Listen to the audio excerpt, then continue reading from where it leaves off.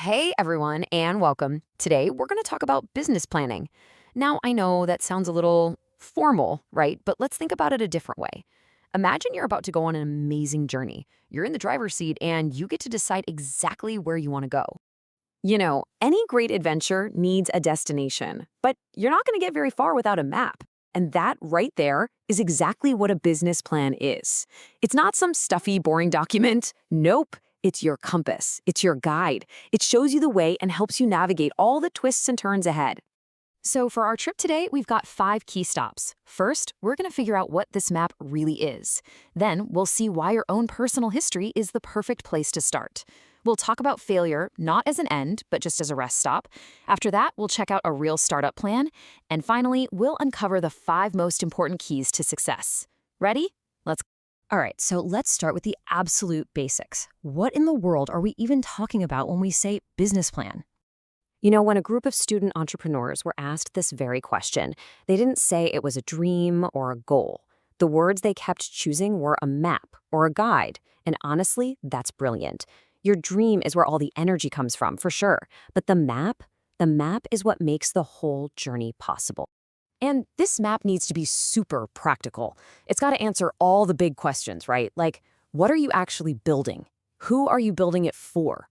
What makes you special? Answering these questions on paper before you start, well, it's like plotting your route.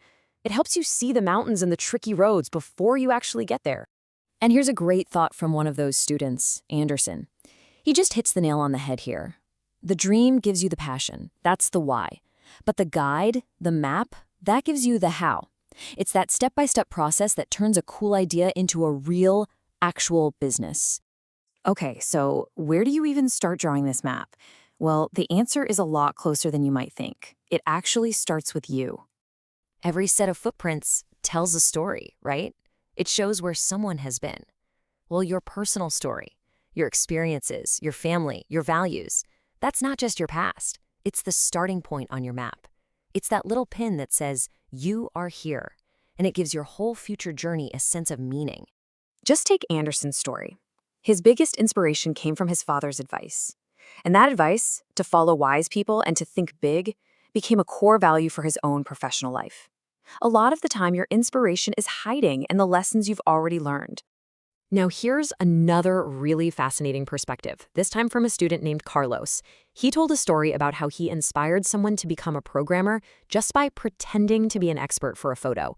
His point is that projecting confidence and looking professional can be an incredibly powerful tool all by itself. It's a different kind of lesson, but just as valuable. And finally, Christina reminds us about the incredible power of teamwork. She shared a story about being totally stuck on a problem at work. And the solution? It came from a machine operator, someone she never would have expected. Her past taught her that amazing ideas can come from anywhere, and that building a business is definitely a team sport. But let's be real. Even with the best team and the clearest map, every journey has some unexpected detours and a few bumps in the road. And that brings us to a super important idea, how we think about failure. I absolutely love this quote from Henry Ford, and it was a really big theme for the students we're following. Failure isn't a dead end. It is not the end of the trip. Think of it like a pit stop. It's just a chance to pull over, take another look at the map, and figure out a smarter way to move forward. Think about it like learning a new language. You make mistakes, right? They get corrected, and then you get better. The red ink from your teacher isn't a criticism, it's a guide. It's exactly the same in business. Every little error you catch and fix just makes your plan and your company that much stronger. Let's look at a couple of small examples that show this perfectly.